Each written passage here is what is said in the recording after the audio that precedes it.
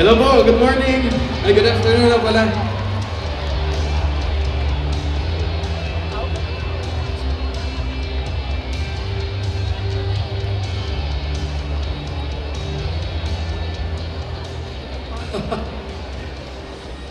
Hi, Uncle. Hello po, Cardinal. Maraming salamat, Salamat sa, Yes po.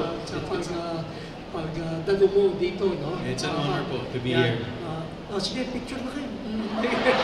Baka hindi na kayo makinig sa mga ikukwento niya, ha? Yes po, yes po. Okay. So, kahit papano siguro narinig mo yung mga kwento ng buhay, ano? Yes po, Cardinal. Ikaw, no, of course, kilala ka rin as a celebrity, as entertainment industry. Pero baka magandang maikwento mo sa mga kaibigan natin ngayon, yung advocacy mo. Lalo na sa area of yung education. Yes po. Ako po kasi parang lately, nahihilig po akong mag-outreach sa mga indigenous po nating kababayan. Yung mga hindi po masyadong naaabot ng tulong kasi especially po yung lugar nila, mahirap puntahan.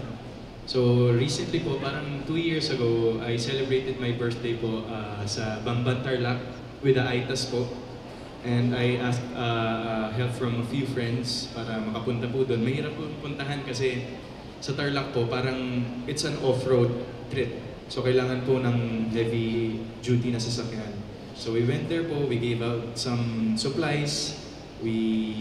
Tas pinakain din po namin yung mga AITAS. And what I noticed po talaga is the need for education, especially for the indigenous people. Parang on my part po, parang yun po talaga yung parang number 1 na kailangan bigyang pansin. Kasi yes po, may iba rin po tayong kababayan na nangangailangan ng tulong sa mga probinsya, sa mga urban areas.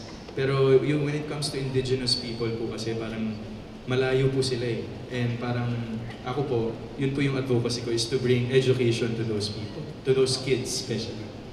Wow.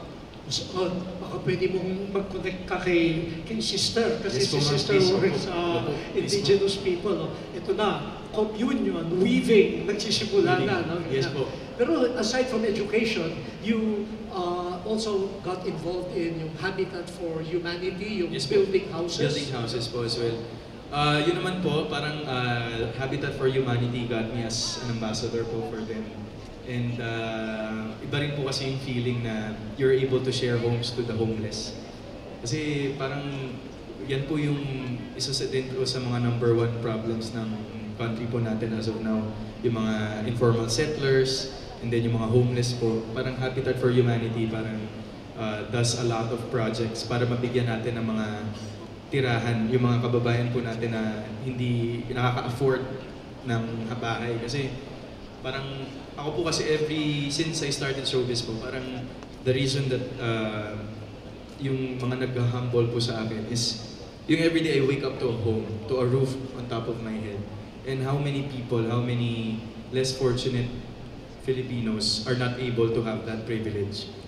So parang in a way po, isa rin po yun sa mga gusto kong ma-push po to everyone who's here na makatulong. Kasi Cardinal, ang pagtulong naman po is not necessarily at the extent of finances. Hindi lang po sa pera ang pagtulong. You can help through your being a volunteer. You can give moral support to everyone.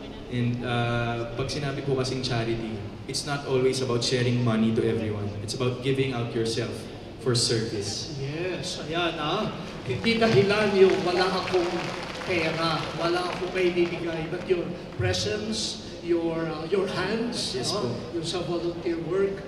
It's the same worth po as of giving money, as of giving financial support po to everyone. Aside from ito nga, yung mga advocacy mo, you cannot deny na celebrity status ka. Siguro kahit saan ka pumunta, nahabol-habol ka. Hindi naman po Di ba? Aminin mo po. Yes po. Pero yung may papel ba ang faith? May papel ba yung religious yung spiritual life mo in keeping you sane and grounded? Sobra po, Cardinal. Siguro kung wala po akong faith, baka po matagal ko na pong ineject yung sarili ko sa showbiz. Let me share po the story po of how my faith began. Parang since I started showbiz po, wala po ako nun eh. Parang yung faith ko is scattered. I believe in the Lord, I believe in Catholicism, I believe in the church. Pero hindi po ganun ka-strong when I started. And then parang as my journey goes along po sa showbiz, ang dami ko pong nakikilala, ang dami ko pong na-experience, ang dami ko pong nakikita ng mga tao, comes in, comes out. I'm very blessed to be able to be in this industry na andyan pa rin. Kasi ang showbiz industry, alam ko ni Ate Dimples yan na parang in and out yan eh. Mabilis kang sisikat, mabilis ka rin mawawala. But siguro po yung faith po yung talagang magpapanatili sa'yo kung nasan ka man. Parang 4 years po ako nun sa showbiz na steady. Yun po ang term nila, steady. Andyan ka lang. Alden Richards, okay, andyan, GMA. And then, parang slowly po, na-discover ko po yung power ng faith kay Lord, kay Mama Mary at the same time. Parang bigla pong dumating yung altar. All of a sudden po, it was like a beautiful miracle that happened in my life. And I always offer it to the Lord. Sa Kanya po, lahat po na nangyayari sa akin ngayon, after this point, it has been 2 marvelous years of overflowing blessings, overflowing faith po ang nararamdaman ko. So parang, yun po siguro talaga yung purpose ng faith. When you live your life for the Lord, talagang you will know that you're doing the right things in your life.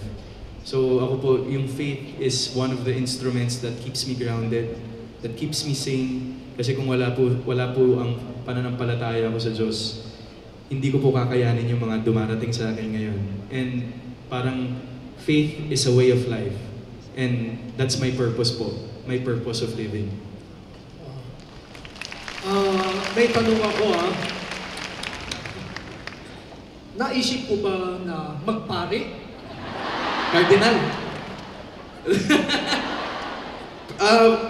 Well, kasi ako po, I believe that everything in life is a choice. Is a choice.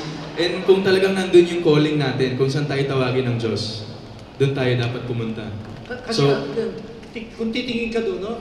Mga pare yun eh. Kasing Fathers, what's up, fathers? Kasing kagwapo mo naman eh, no? Yung mga pare, Ganun lang po ako. Talagang yung buhay ko po, in-offer ko na sa Diyos eh. Bahala na po siyang dalhin ako kung saan man. Wow, talaga. So, maraming salamat. Talaga. Sige, Monsignor Alden. Uy! Agad! Agad. Ayan. So mga kaibigan, palakpakan po natin si Alden at ang ating mga